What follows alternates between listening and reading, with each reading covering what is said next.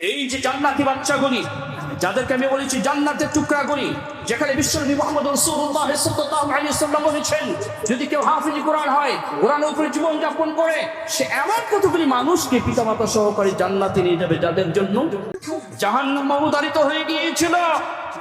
এদেরকে সুপারিশ করে জান্নাতে নিয়ে যাবে আমাদের এই কলিজার টুকরে সন্তানগুলি। তো বাবা এই তুমি দাঁড়াও, তুমি দাঁড়াও, আসো এদিকে আসো।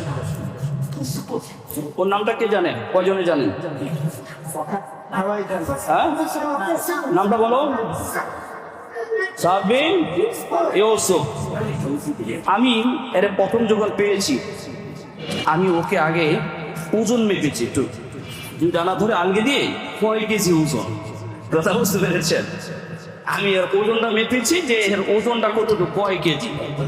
প্রথম যখন সে আমার বাসায় যায়, হ্যাঁ, তারপরে আমাদের বিএইচপি কোরআনে আলো, আপনারা জানেন বাংলাদেশে একটা ইন্টারন্যাশনাল একটা প্রতিযোগিতা বিশ্বব্যাপী যেটা হয়ে থাকে, যে প্রতিযোগিতার মাধ্যমে আজকে আমাদের এই খুদে হাফিজদেরকে আমরা উৎসাহিত করি, তৈরি করে শিক্ষকরা আমরা উৎসাহিত করি।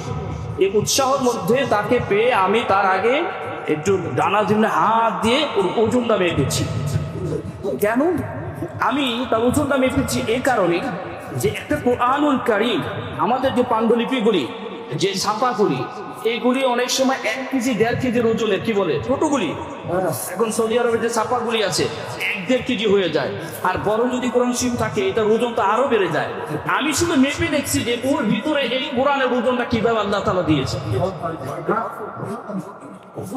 তখন আমার শিবপুরাণ আয়াত মনে পড়েছে, আল্লাহ বলেছেন যদি কোরআনকে পাহাড়ের মধ্যে আমি অবতীর্ণ করতাম তাহলে পাহাড় কেঁপে থরথর করে হতো। আর আল্লাহ তাআলা এই সিনার মধ্যে কোরআন দিয়েছেন, এই কোরআন আল্লাহ তাআলা কোনো কাঁপে না। কি বলে কাঁপুনি আছে? কারণ ও কাঁপলে তো আপনার হাসপাতাল ভর্তি করার লাগতো, কি বলেন ঠিক কিনা?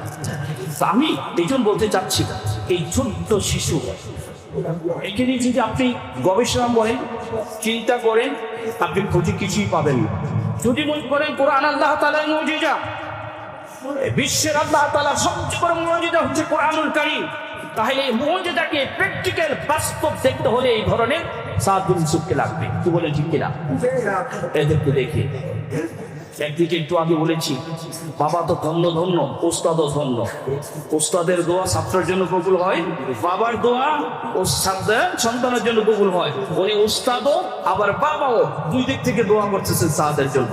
আলহামদুলিল্লাহ, আলহামদুলিল্লাহ, উঠে দোয়া অসাধারণ, অসাধারণ। কিন্তু এই কোরআনের মুজিজা, এটা আপনি আপনার বাচ্চাটাকে চিনেন, আপনার বাচ্চাটার ব্যাপারে একটা গুরুত্ব দিচ্ছেন, স্কুলে পড়াচ্ছেন, মাদ্রাসা পড়াচ্ছেন, হাফেজখানা পড়াচ্ছেন, নুরানিতে পড়াচ্ছেন, নাজেরা পড়াচ্ছেন, কেজিতে পড়াচ্ছেন, কিন্তু আপনার পড়া কে পড়বে? আমার পড়া কে পড়বে? আমার পড়া কে পড়বে? আপনার পড়া কে পড়বে?